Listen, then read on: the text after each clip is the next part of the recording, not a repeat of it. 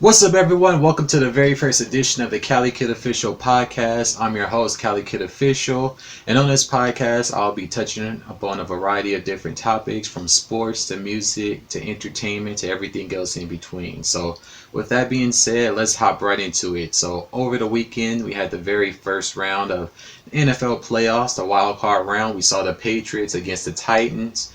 We saw the Bills take on the Texans. We saw the Vikings take on the Saints, and we saw the Eagles take on the Seahawks. So in that first round, the Patriots lost to the Titans. Patriots was my squad, but we'll be back next year. They couldn't stop the run game, so it is what it is. We saw the Texans defeat the Bills. We saw the Vikings beat the Saints, and we got to hear hit the quarterback give us his famous "you like that" catchphrase. And then we saw the Seahawks beat the Eagles and ended up making the Eagles backup quarterback cry. Ain't nothing to be ashamed of. Keep your head up. You get back at it next year. So moving into this upcoming weekend, we're going to be having, who's going to be playing? We got the Titans at the Ravens. We got the Texans at the Chiefs. We got the Vikings at the Niners.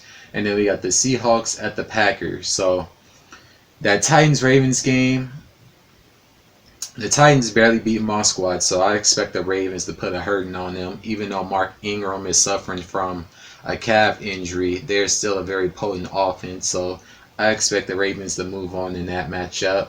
Now the next AFC matchup, the Chiefs and the Texans, that's pretty interesting. They've kind of been trading wins back and forth with one another, so that's going to be a battle of the young guns.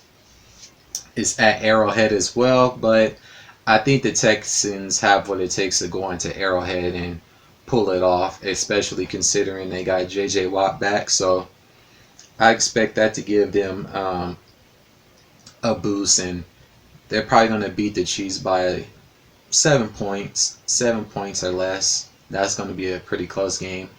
Then we get the Vikings at the Niners. Now, that's a pretty interesting matchup because the Niners, from top to bottom, are a very balanced team, but they've also been susceptible to taking L's. Like, for instance, at the end of the year, they let the Falcons beat them, and the Falcons isn't good at all. I mean, basically, the Falcons' offense was hijacking, taking the 49ers by Kyle Shanahan. But I expect the Niners to get it done.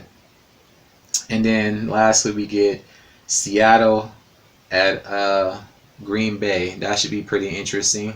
Aaron Rodgers, he has a lot on the line in terms of pressure because it's been, over 10 years since he's even been to a Super Bowl, let alone get to the conference championship. So a lot of pressure is going to be on Aaron Rodgers to deliver, but I think Seattle has what it takes to pull it off. So my picks are the Ravens, the Texans, the Niners, and Seattle. So we'll see what happens with those picks. But moving on from that, we have rumors of Kyle Kuzma may be on the move from Los Angeles. It's looking as though the Lakers are trying to trade him out, from the team. I'm guessing because his numbers have been dropping and he hasn't been producing as much as he was the previous season. So there's rumors that he might be traded to the Sacramento Kings for Bogdanovich, who himself, he's known as a pretty decent three-point shooter. So we'll just have to keep eyes and see what happens with that. Personally, I think they should keep Kuzma. Let him continue to develop his game more. Everybody goes through a slump every now and then, so we'll just see what happens with that. We also saw the return of Power, the very first episode of Power in the 2020 year. And on this episode, it started off basically at the very beginning of what led up to Ghost being shot. And it basically showed the story of Dre along with 2-Bit and his flunky and a couple of other characters. But we see Dre meeting with the DA, who's played by Lawrence Tate, and he basically need money to get out of town. He at first went to Ghost to get the money, but Ghost set him up, which got him sent to prison. And then while he was in there, Ghost arranged for him to get hit by 2-Bit, which the first time around Dre managed to escape, and then but the second time around it didn't go it didn't go the way he planned. Ultimately, he ended up being trapped in the hole. He was pleading for his life, talking about, "I got a daughter, man. Please, man, I don't have to be like this. Ghost is dead. You don't have to do this." And then Two Bed's like, "Yeah, but I want to do this." And so basically, he was pleading for his life. They tossed in some gasoline rags, set it on fire, and basically flame broiled Dre. So that was pretty crazy. And then I like the little interaction Dre had with Lawrence Tate. His old dog character came out a bit because Dre was trying to threaten him a bit, but he was like, "I like the way you leaned in. It makes it more impressive." So that part was kind of funny. So I think in the way that they're going about this season, or should I say these last couple episodes, is that each person that we think might have done the crime, they're basically tracing it all the way back into what led up to them possibly doing a crime. So Dre's already been crossed off because he's dead. So we're gonna have to see what happens in the next episode. Whose story they gonna start with leading up to the death of Ghost. But pretty cool. Some people have already, turned their nose up at Power. They saying that the acting has been terrible or whatever. But all good things have to come to an end at some point. So it is what it is. But moving on from that, we also had the return of the Haves and the Have-Nots. If you're not familiar with that, it's one of Tyler Perry's shows. And in the opening of that show, it basically showed all of what happened last season leading up to this season. Ultimately, Jeffrey and his dad survived the gun battle that was arranged by Veronica. We also see Wyatt admit to killing his sister. That was kind of crazy. Like, all this time, it was believed that somebody broke into the house or she committed suicide, but in actuality, he confessed to killing her. So he didn't kill both his parents, and he didn't kill his sister, which is crazy. And then towards the end of the show, the DA tells Hannah that there was a note with your son's name on it, and it looks as though maybe Catherine left him some type of inheritance or money, which is crazy because before Jim and them got killed, the daughter was supposed to return the money, but before she could, they got smoked. So it's looking like both Benny and his sister is going to make off with a couple of millions, and Hannah's probably going to inherit something too. So we got to see what happens in the next episode. But those two shows are, back. What else happened? Oh, 50 Cent and French Montana are beefing. So let me go all the way back to the beginning of how this even started. French Montana, he bought a Bugatti, and he said, "I'm the first one in New York with it." And 50 Cent, always the petty one, the petty king, he took wind to this and said, "That's the old shit. We ain't bringing that into 2020. You might as well put that back on the flatbed." And so ever since then, they've been trading barbs. He called French Montana Wrenchy because he got a 60-month lease on a Bugatti.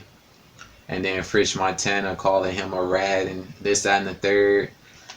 And then 50 Cent put up a video of a dude from French's past basically speaking up on his character and whatnot.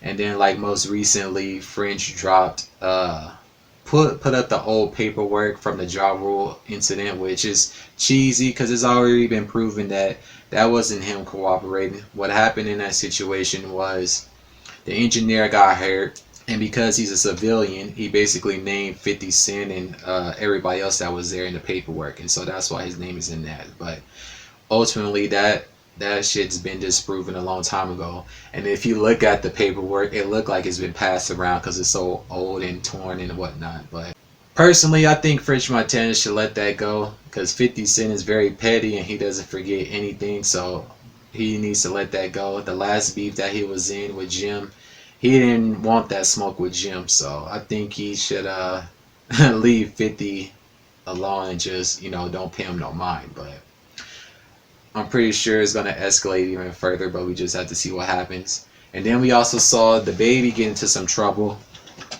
So apparently he was booked to perform at some show, He was promised, I think it was $30,000, but he ended up being short 10,000. So he and his crew rolled up on a promoter. They beat him up and whatnot. It's been rumored that he took the dude's iPhone, took $80 and poured apple juice on him, but who knows if all that actually really happened. But in the end, it's gonna probably more than likely end up costing him, even more money, because the promoter's gonna sue. But the way that this should have originally been worked out, you should have just took the dude to court. But I know, growing up in a certain environment, when people do stuff like that, it's a sign of disrespect. So you have to respond in kind. But he should have took a different approach, especially considering how hot he is, and he's basically putting an unneeded target on his back. Because as he said, when he goes back and forth to his city, the police is constantly harassing him. As we saw earlier, he was leaving a performance, and he was videotaping the cops looking into his car, talking about you got weed in there and this, that, and the third, which, that's just them fishing. But we'll just have to keep our eyes and see what happens with that. What else happened? Oh, you guys were wilding out with those World War III memes. So if you don't know, which you should, President Trump basically bombed Iran, which in the process killed one of their generals, and it's basically set off a whole snowball effect. So the Iran responded in kind, and they launched some missiles too as well. One of the missiles took down a Ukraine jetliner, so that was kind of crazy. And then these memes was crazy as well. Let me see. Like one, it says World War III drafting begins, feminists who wanted equality, and then you got the character that's looking back like this and then looking forward, and then it says when they start World War III without you, and they got Kim Jong-un crying. And then this one says, my mama said I can't go because she ain't meet your mama. Like, they is dumb. When you're playing dead and the Iron Soldier say shoot everyone again. Oh shoot. When you're the only one who got the battle pass in World War III. And it showed a bunch of soldiers, and then one of the soldiers got on the clown suit. History teachers, when they find out they have to teach about another war. When you see your grandkids playing the new battlefield in 2077, and you see the neighborhood you grew up in the DLC map, they stupid. This how virgins feeling knowing that World War III on the way. Yeah, so they was wilding with these memes. It's a serious issue. It's a serious issue. The memes is funny, but it is a serious issue. I saw one of the soldiers that's actually over there. He's saying that the memes and stuff is all funny, but pray for us because we're some of us might not make it home, which is true. It's unfortunate though that people can't solve their issues without violence. And personally, I think all wars are pointless. But hopefully everything subsides and things get worked out, but we're just gonna have to wait and see what happens with that. And then also we saw Vince Staples roll out his new streaming service. He repurposed his website, the Vince Staples Show, and basically brought all of his content into one area, so you can see all of his interviews, music videos, merch, everything Vince Staples. You can see all in one area. And going into the future, I expect a lot of artists to probably follow down and do similar things as him, because some artists are having troubles with their labels and whatnot, and this is a good way for your fans to get everything in one place. So shout out to Vince Staples for rolling that out. And then we got the announcement of the 2020 iHeart Radio Music Awards, and we got a lot of different names on there. It's set to air March 29th, which is a Sunday at 5 p.m. and it's going to be at the Shrine Auditorium and Expo Hall in Los Angeles, California. So the first category, we get Song of the Year, which the nominees, we get Bad Guy, which is by Billie Eilish, Old Town Road, Senorita, Sucker, Truth Hurts. That's going to Old Town Road. It was the biggest song last year, the most streamed of all time, so that's pretty much 100%. unless some shenanigans go on, but I doubt it. Female Artist of the Year: Ariana Grande, Billie Eilish, Halsey, Lizzo, Taylor Swift. Billie Eilish gonna take that. She had a phenomenal year last year. In terms of streaming, I think she was the most streamed artist last year as well. Male artists: Ed Sheeran, Khalid, Luke Combs, Post Malone, Shawn Mendes. I think Post Malone probably gonna take that. He had a pretty good year last year. Either between Post, Ed, and Shawn. Those are the three, but I think Post is probably gonna take that award. Best duo / group: Dan Shay, Imagine Dragons, Jonas Brothers, Maroon 5, Panic at the Disco. Not too sure. Jonas Brothers possibly. I'm not too sure with that category. Best collab: Dancing with a Stranger. That was an okay song. Eastside, Benny Blanco, I Don't Care, Ed Sheeran, Justin Bieber. Señorita, Shawn Mendes, Camila Cabello. Sunflower, Post Malone, Sway Lee. Señorita's gonna take that. That was a great song. The visuals was cool too. Best new pop artist: Ava Max, Fletcher, Lewis Capaldi, Lil Nas X, Lizzo. Lil Nas X is gonna take that hands down. Alternative rock song of the year: Bad Guy, Doing Time, Ready to Go, The Height, Trampoline. Billie Eilish is gonna take that. Alternative, she's in that category as well. So Billie Eilish, she's gonna be cleaning up along with Lil Nas X. What else we got?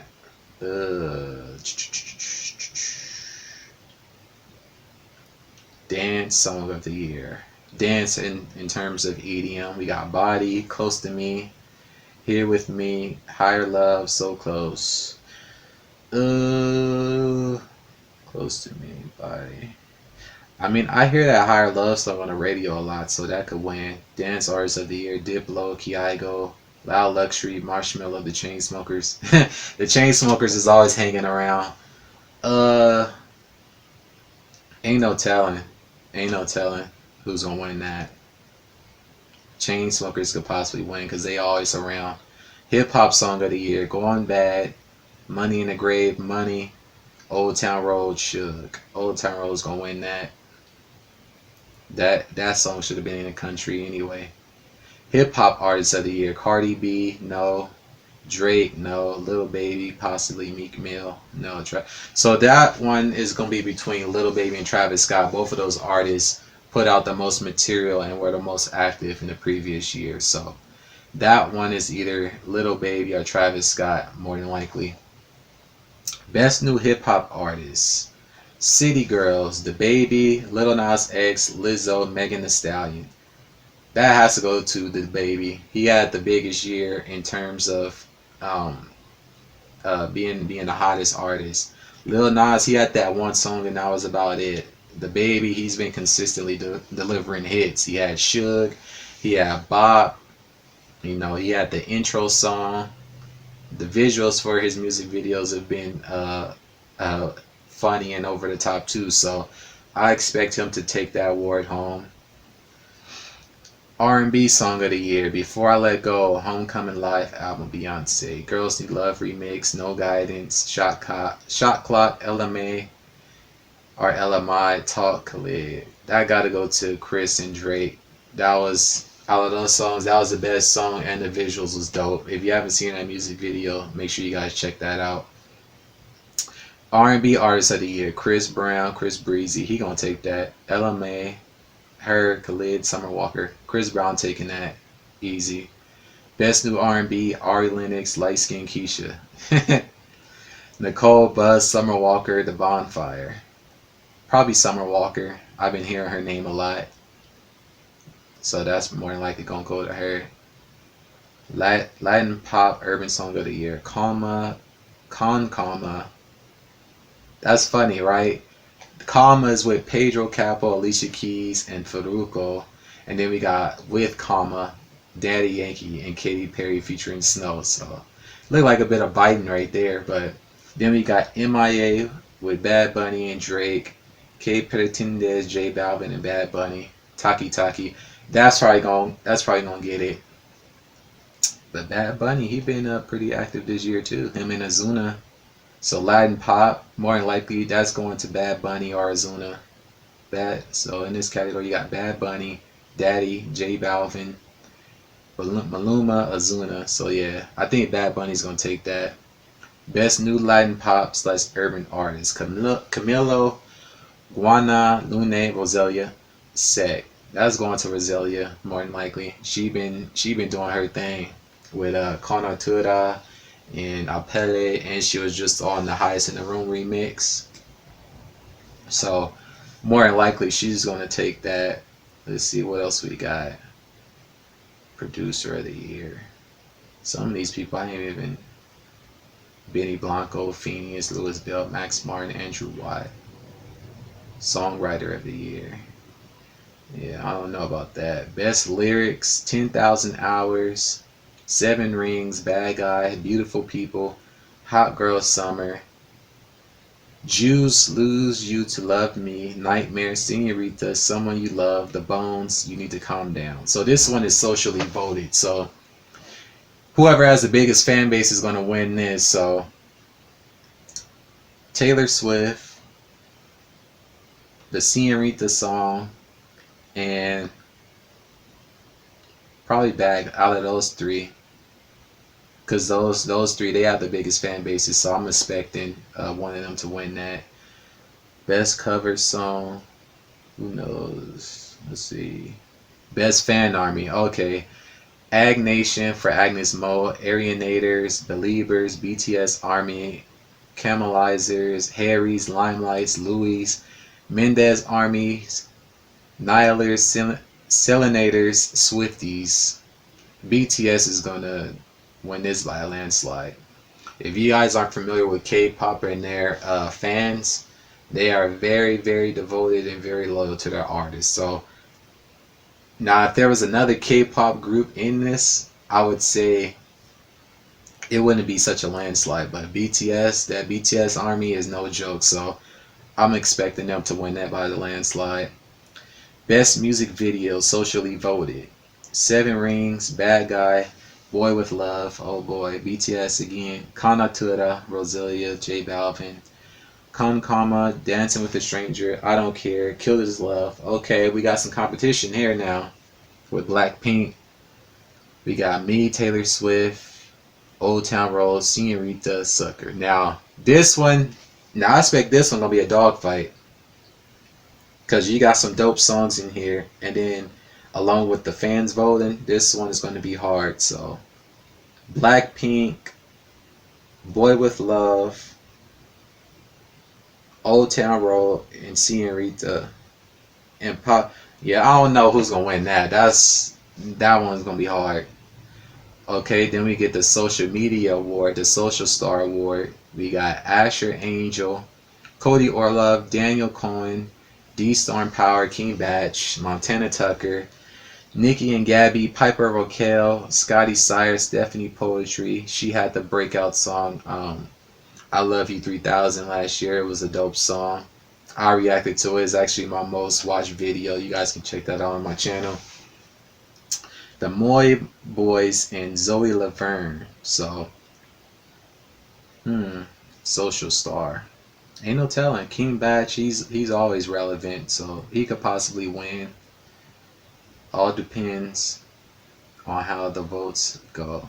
And then lastly, we get Best Remix, which is a socially voted award as well. And we get Bad Guy with Billie Eilish and Justin Bieber, Kama, Good as Hell, Higher Love, Lover, Old Town Road. That's gonna win the remix. The remix was better with Billy Cyrus, so that's pretty much gonna do that. But we'll just have to see come March who wins these in these award categories. But that's going to pretty much do it for the very first episode of the Cali Kid Official Podcast. I appreciate you all for tuning in. Make sure you guys tune in next time for the second episode. And until then, peace.